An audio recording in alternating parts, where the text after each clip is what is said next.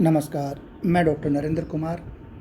अब तक जिससे हम चर्चा कर रहे थे अभी, इससे पूर्व एमए प्रवेश के जो पेपर है सौंदर्य शास्त्र की पश्चिमी एवं पूर्वी अवधारणाएं, तो इससे पूर्व जब हम इसकी चर्चा कर चुके थे, जैसे इसकी परिभाषाएं क्या है, इसके बारे में सौंदर्य शास्त्रियों ने, विद्वानों ने, भारतीय विद्वानों ने, पश्चिम के विद्वानों ने क्या क्या उनके बारे में अपने विचार कहे, उनका अपना क्या क्या अनुभव रहा।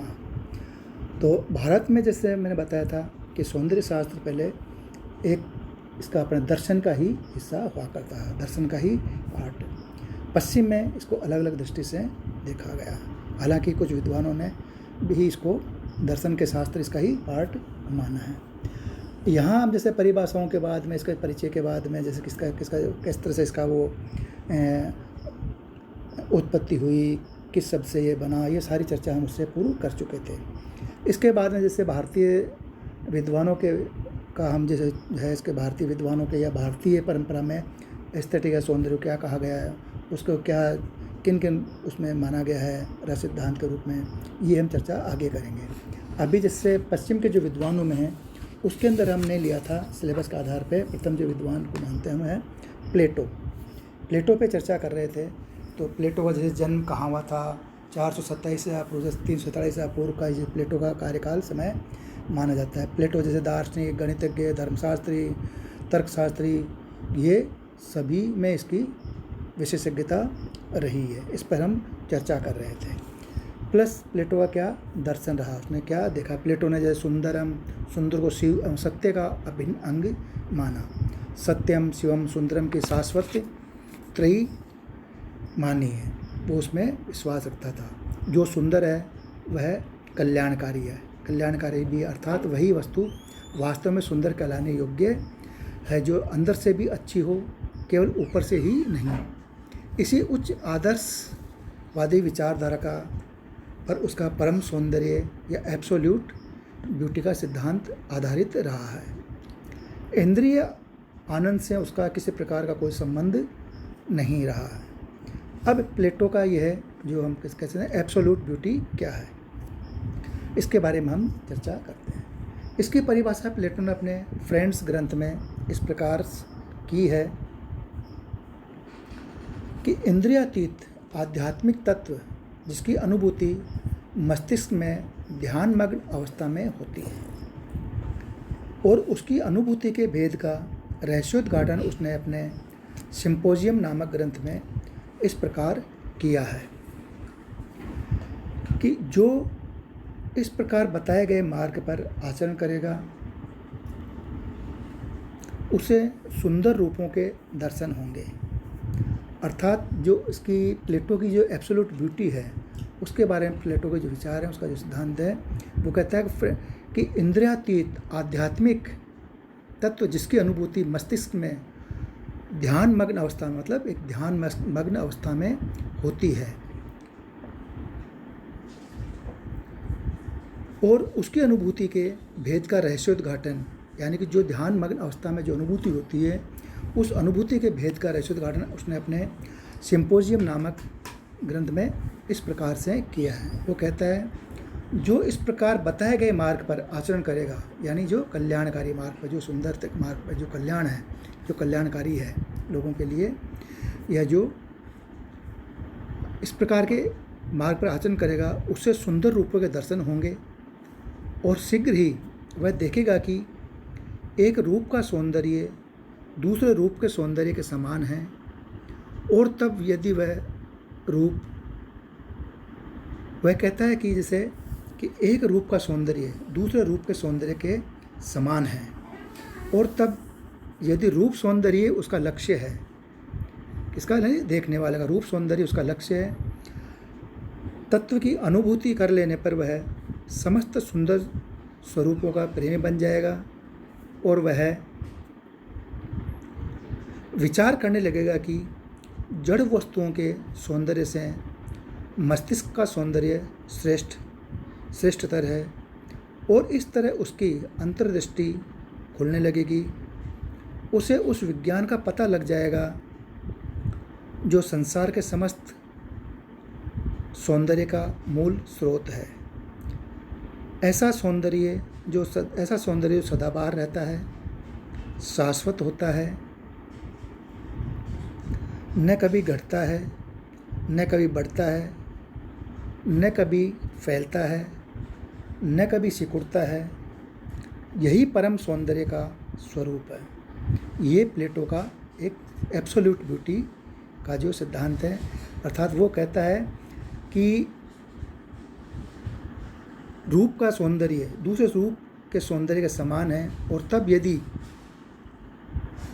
रूप सौंदर्य उसका लक्ष्य है, इस तत्व की अनुभूति कर लेने पर वह समस्त सुंदर रूपों का प्रेमी बन जाएगा, और वह विचार करने लगेगा कि जड़ वस्तुओं के सौंदर्य से मस्तिष्क का सौंदर्य श्रेष्ठतर है, जो हम सोचते हैं, जो हम महसूस करते हैं आत्मिक रूप से। समस्त सुंदर स्वरूपों का प्रेम बन जाएगा, और वह विचार करने लगेगा कि जड़ वस्तुओं से के सौंदर्य से मस्तिष्क का सौंदर्य श्रेष्ठतर है, और इस तरह उसकी अंतर्दृष्टि खुलने लगी।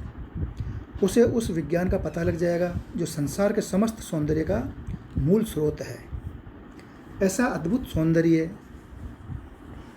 जो सदाबहार रहता है, शाश्वत होता है, न कभी घटता है, न कभी बढ़ता है, न कभी फैलता है, न कभी सिकुड़ता है। यही परम सौंदर्य का स्वरूप है, अर्थात जो परम तत्व है, सत्यम शिवम सुंदरम, यही परम सौंदर्य का स्वरूप है। सौंदर्य स्वतंत्र है, सादा है, चिरंतन है।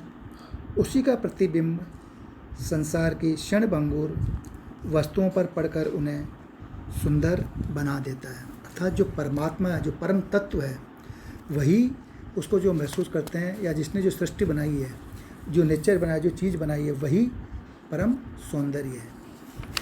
इस प्रकार उसे संसार की क्षणभंगुर वस्तुओं पर पढ़कर उन्हें सुंदर बना देता है। इस प्रकार प्लेटो जड़ वस्तुओं के सौंदर्य को परम सौंदर्य तक पहुंचने का साधन मात्र मानता है। इस क्रम में आचरण करते हुए परम सौंदर्य का पुजारी जिज्ञासु सांसारिक वस्तुओं को परम सौंदर्य का पथ प्रदर्शक मात्र मानता है। उसमें उत्कृष्टता नहीं, भटकता नहीं, बल्कि उसके सहारे परम सौंदर्य की अनुभूति करने में आगे बढ़ता जाता है, और इस प्रकार आचरण करते हुए वह सुंदर रूपों से सुंदर कर्मों की ओर, और सुंदर कर्मों से सुंदर सिद्धांतों की ओर अग्रसित होता हुआ परम सौंदर्य के द्वार पर आकर खड़ा हो जाता है, और अंततोगत्वा सौंदर्य के वास्तविक मर्म, उसके विशुद्ध स्वरूप को पहचान लेता है। उसने स्पष्ट लिखा है कि यदि मानव के पास सौंदर्य दर्शन के लिए नेत्र है, तो वह परमात्मा का मित्र बन जाता है। इस प्रकार जो प्लेटो का विचार है, प्लेटो का जो सिद्धांत है, वह है परम तत्व, परम सत्ता है, जिसको हम कहते हैं सत्यम शिवम सुंदरम। जो भारतीय दर्शन का जो महत्वपूर्ण है आधार है सत्यम शिवम सुंदरम, अर्थात जो सत्य है वही सुंदर है, और जो सुंदर है वही शिव है। जो शिव है वही सत्य है, और जो सत्य है वही सुंदर है। तो कहने का मतलब प्लेटो यहाँ कर रहा है, सुंदर कर्मों से सुंदर सिद्धांतों की ओर अग्रसर होता हुआ परम सौंदर्य के द्वार पर आकर खड़ा हो जाता है, और अंततोगत्वा सौंदर्य के वास्तविक मर्म, उसके विशुद्ध स्वरूप को पहचान लेता है। उसने स्पष्ट लिखा, वो स्पष्ट कहता है कि यदि मानव के पास सौंदर्य दर्शन के लिए नेत्र है, जो अंतर्दृष्टि है, तो वह अविनाशी परमात्मा का मित्र बन जाता है। अब वह कहता है, जहाँ तक भौतिक सौंदर्य का प्रश्न है, प्लेटो ने अनुपात, सामंजस्य और उपयोगिता को उसके चारित्रिक लक्षण बताया है। उसमें एक सी रेखाएं, शुद्ध रंग महत्वपूर्ण होते हैं। अपने ग्रंथ हिप्पियास मेजर में उसने यह स्वीकार किया है कि दृश्य एवं श्रवण के आनंद में सौंदर्य की अनुभूति होती है। सौंदर्य की सबसे बड़ी विशेषता है कि वह अतिशय लावण्यपूर्ण प्रतीत होता है और दृष्टि को अतिशय प्रभावित करता है। इस प्रकार सौंदर्य के जो ये विचार हैं इसके प्लेटो के, उन्हीं क्रम में हम आगे चलेंगे। सौंदर्य के स्वरूप के विषय में प्लेटो क्या लिखता है, ये हम आगे वाले उसमें चर्चा करेंगे। धन्यवाद।